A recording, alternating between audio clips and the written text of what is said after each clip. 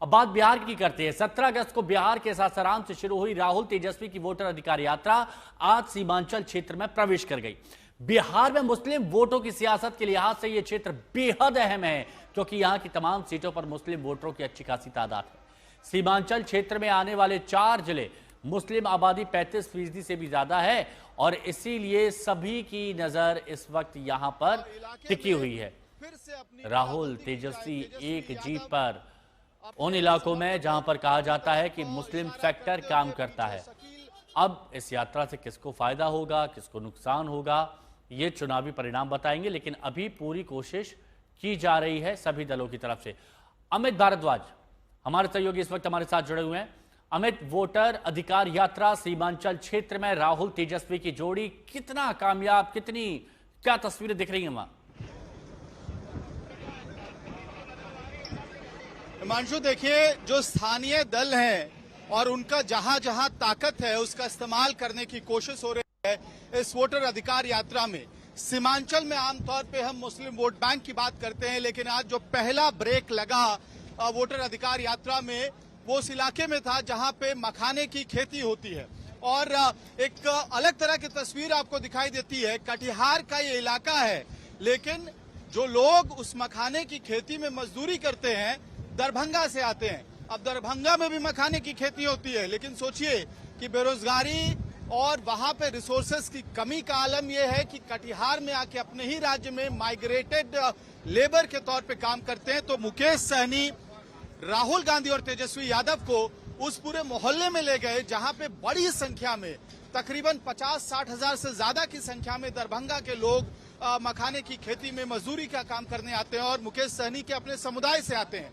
यानी कि वीआईपी का जहां स्ट्रांग होल्ड था, जहां रिलेट करने का फैक्टर था, वहां राहुल गांधी और तेजस्वी यादव दोनों को ले जाया गया और एक एक करके अलग अलग जो झुग्गियां थी या घर थे मखाने बनाने की जो यूनिट थी, वहां पे राहुल गांधी और तेजस्वी यादव दोनों खुद मिलके आए। फिर लास्ट में खाट पे बैठ के देखिए, क्योंकि लगातार यात्रा चल रही है तो इस तरह से ब्रेक लगता हुआ ट्रक पे आपको दिखाई देगा। एक बार मैं वीडियो सहयोगी से गुजारिश करूंगा कि कैमरा जब वो जूम करेंगे तो आपको राहुल गांधी, तेजस्वी यादव और दीपांकर भट्टाचार्य, ये सारे नेता दिखाई देंगे। शकील खान है, राहुल गांधी इस वक्त नीचे बैठे हुए हैं जीप पे।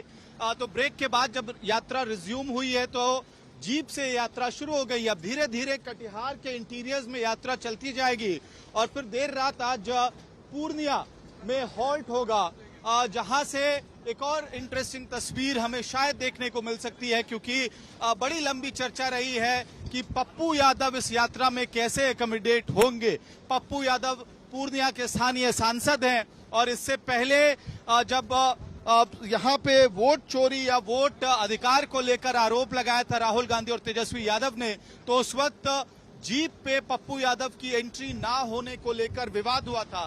लेकिन जब पूर्णिया ये यात्रा पहुंचेगी तो क्या स्थानीय सांसद को जगह मिलती है, ये सवाल होगा। और ये सवाल इसलिए भी होगा क्योंकि फिलहाल जिस इलाके से यात्रा अभी चल रही है, शकील खान स्थानीय विधायक हैं, एक चेहरा है इस इलाके में, उनको जीप में जगह दी गई है। तो क्या पप्पू यादव को स्थान मिलता है, मंच पे जगह मिलती है उनके अपने गढ़ में या नहीं, इसको लेकर भी एक राजनीतिक निगाह और खास तौर पे हमारे लिए भी रिपोर्टिंग के नजरिए से भी निगाह बनी रहेगी। लेकिन अब कुल मिला के सीमांचल के उस बेल्ट में यात्रा आ चुकी है जो एक समय पे राजद का किला माना जाता था, जिसे असद ओवैसी की पार्टी ने पिछले चुनाव में ध्वस्त किया था। तो वहां भी कंसोलिडेशन करने की कोशिश हो रही है। देखिए, आपने बहुत डिटेल में एक जानकारी दी है और आपने बताया कि क्या गुणा गणित वहां पर साधा जा रहा है। बने रहिए हमारे साथ।